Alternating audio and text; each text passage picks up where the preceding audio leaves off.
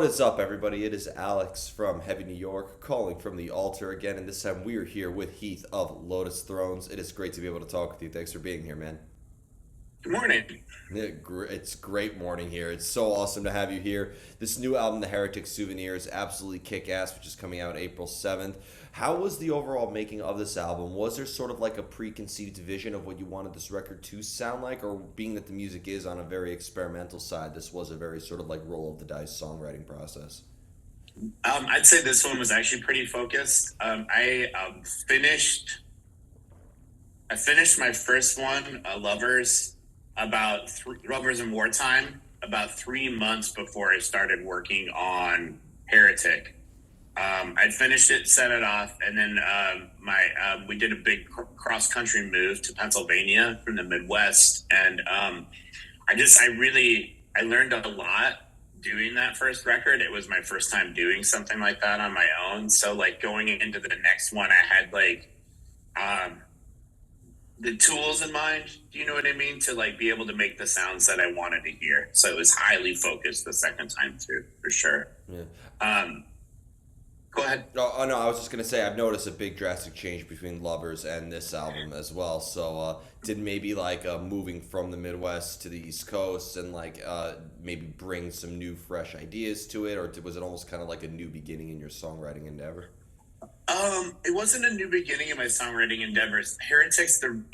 It's what I think I wanted to hear that I didn't know when I started doing like when Lover started. I didn't even know that I was going to make a record. It was just I did the Bad Brains cover that's on there as an experiment, and the next thing I know, 3 weeks later, I had a whole record, and Sanford wanted to mix it, and Jeff wanted to help me put it out. So like when it came to Heretic, it was like, oh, I'm actually doing this now.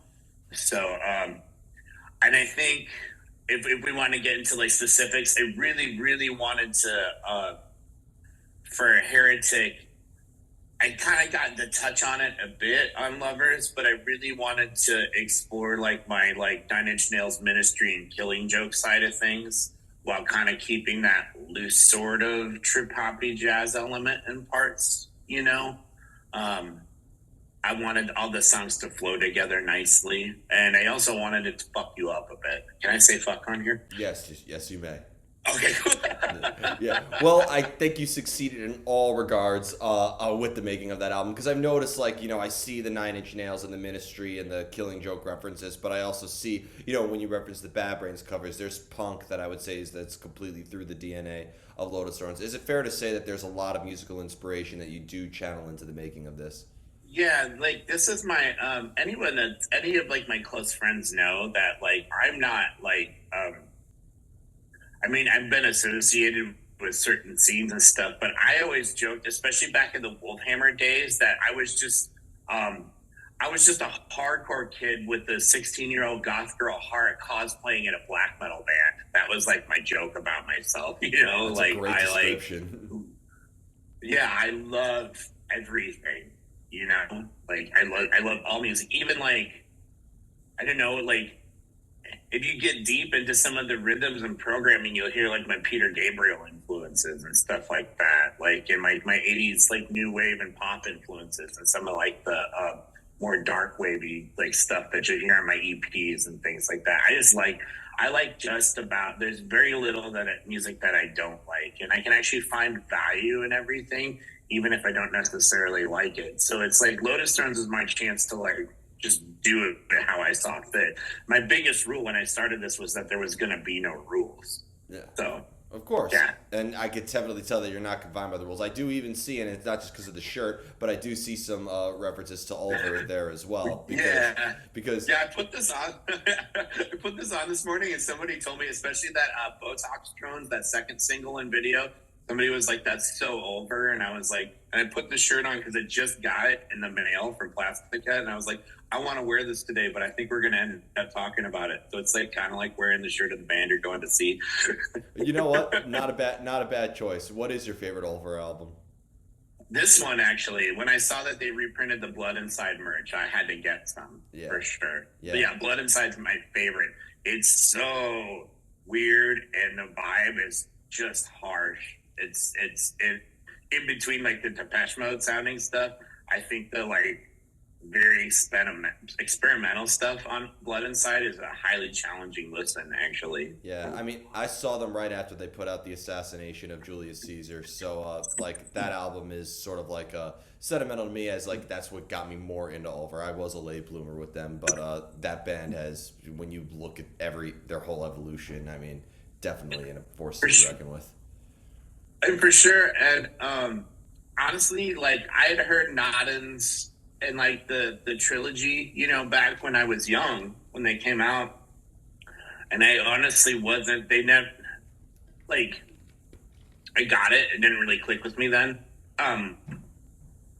But Perdition City is what like made me an Ulver fan. Actually, Yeah. like their first like super experimental record. I was like, oh, this is great. I love this. Yeah.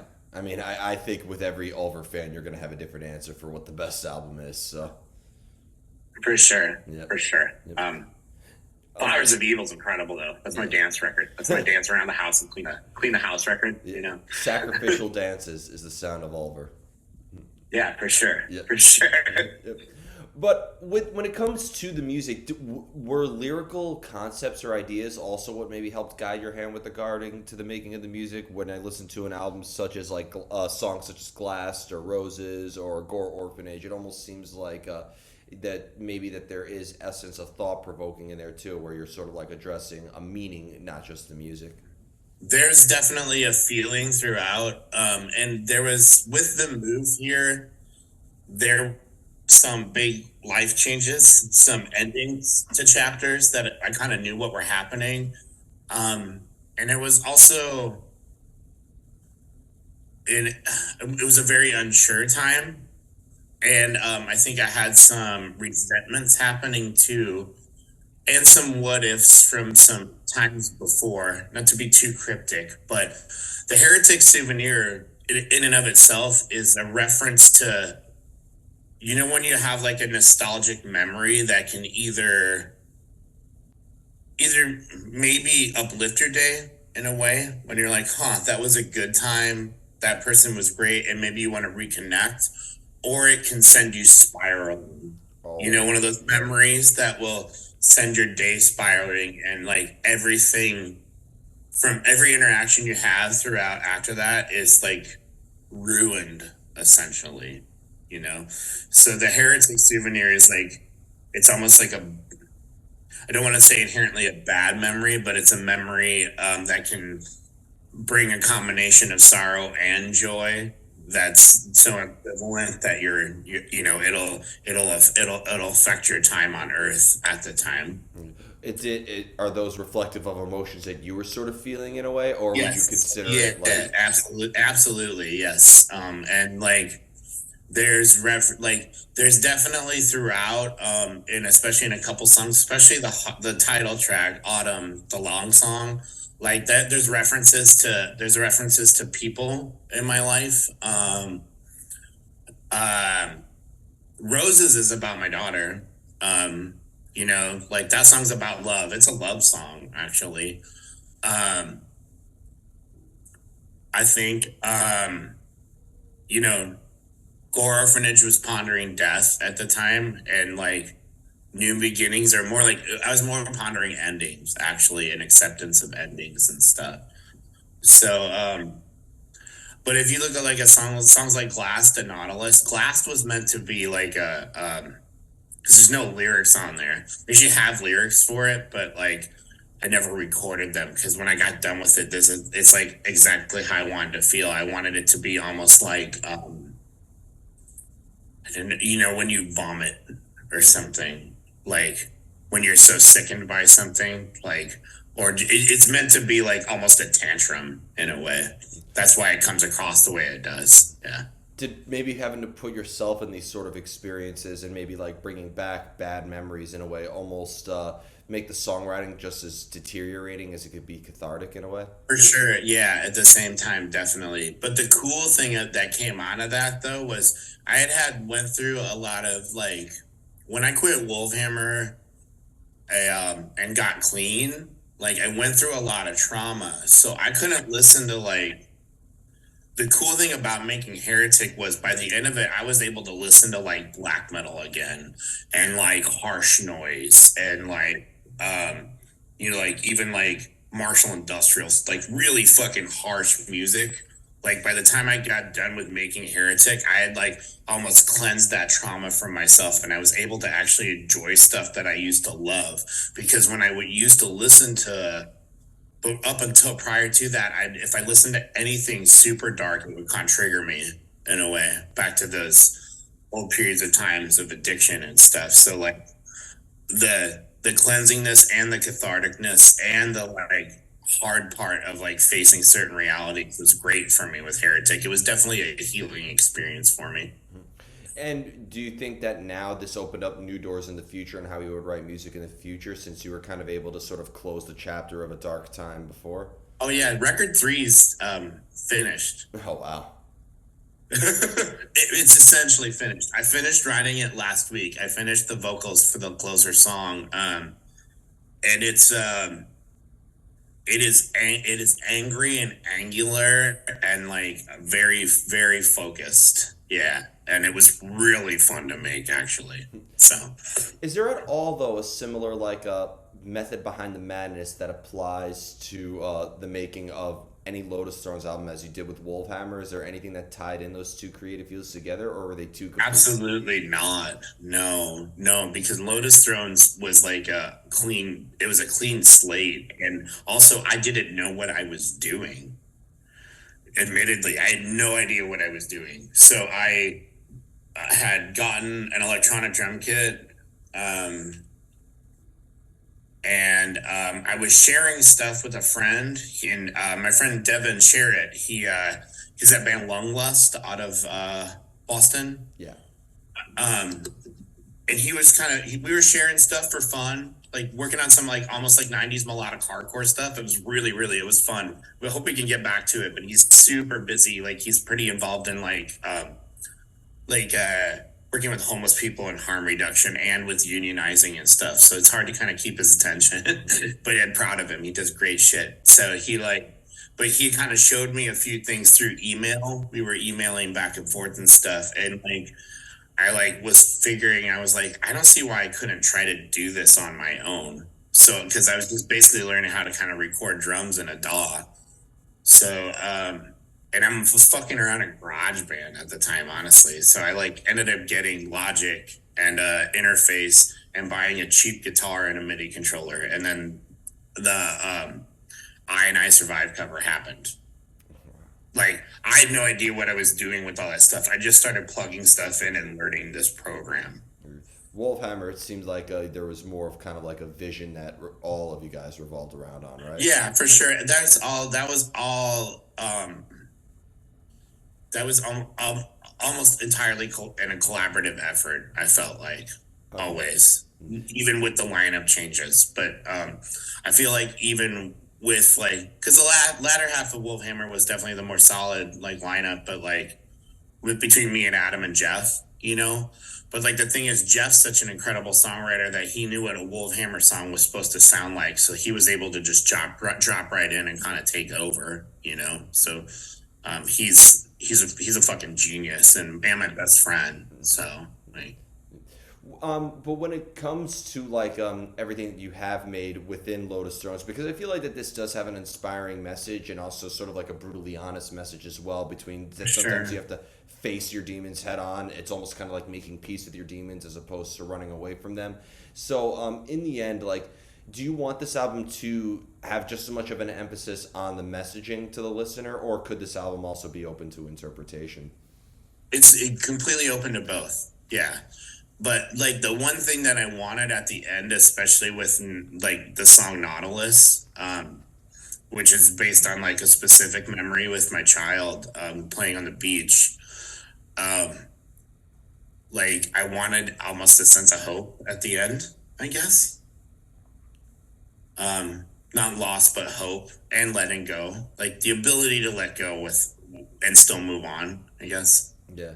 Well, I think sometimes a message of hope, like, I think people sometimes conflate hope as to be always a positive meaning. I think hope is actually something that could be very dark because Oh, completely. Yes. because the message of hope could be written from a very dark place, and it's just kind of like writing about your constant desire for hope. A good example I thought was the last Yob album, Oh yeah. because that was written as one of their members was literally about to die, and Yeah. but there's a hopeful sort of messaging behind it that maybe we can all get through this together. So Mike, well, the thing is too, like with Yob, like Mike's such a spiritual individual that like that can kind of come through in his music very well too. Even like the darkness of hope. He understands the circle of things more so than a lot of people, yeah. from what I've seen. Well, to a lot of metal gatekeeping Puritans, they would think that maybe like industrial because it's not just the guitar and the bass and the drums. Yeah. And it's all computerized and not organic. But I think that's total BS. I'd imagine that the sort of electronic elements that you incorporate in Lotus Thrones really expresses just as much emotion as any acoustic guitar, right? Oh, for sure. And like the thing is like I'm not just like pressing buttons. I'm like when I'm doing sound design, like I think I spend a lot of time on that. And that might be as far as like the exploratory process of it, like that's probably one of the most fun parts of making Lotus Throne songs is like starting with a sound or a patch and then like building it with like plugins, things like that to get it to make me feel something. Whether it be a lot of times I'm just trying to get it to make me feel uncomfortable. Once I can get it to there, then I can kind of if I need to beautify it. But I like at first it tends to be an ugly situation where I want it to fuck me up a bit. And then so yeah, I think electronics are absolutely emotional. Yeah, and I love how it's evolved. I mean, when you look at bands such as Youth Code or something like that, or Yeah, totally. yeah, or Arthur and Punisher, how he builds all of his own electronic elements. So I think the computer is an instrument if it's if you're playing more than the space bar. Yeah, exactly. That's the thing is like I'm like my computer actually is probably my main instrument for Lotus Thrones. It's what I use to manipulate everything. Like I got a big, nice Roland MIDI controller, and I'm using like an Elisa Strike kit for my drums and stuff. But I actually play my drums for load. Like there's a couple things like I think on even like Glass to Nautilus, the two instrumental songs on there, like I played those beats and then I manipulated them. Yeah. But they were played human first. Yeah, and Almost you're saying. and almost any programming I do, I try to play human first. Yeah. And then I come in and I might nudge some things and stuff, and then I start hacking it and manipulating it. It's almost like I'm trying to, like RoboCop, I guess. You know what I'm saying? Yeah. Fair enough. You're very quick on the draw, as they say. Yeah. And the final question I wanted to ask you is actually, how do you know when you are finished with a song?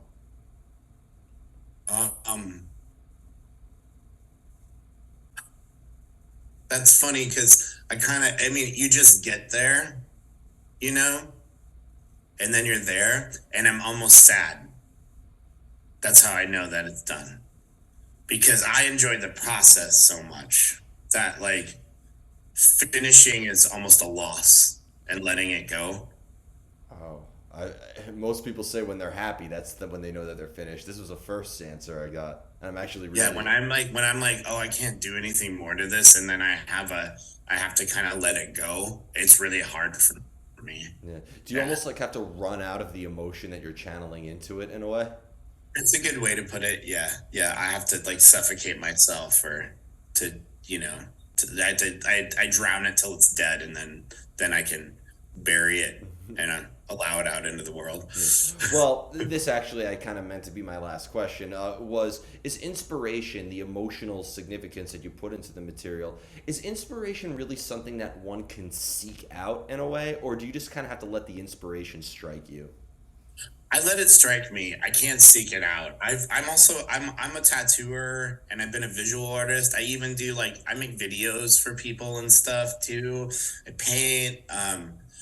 My thing with it that I learned, I don't know, probably in my early 30s was that like um the hardest thing to do, like any kind of art becomes commercial when you're trying to push it or work it, instead of enjoying it.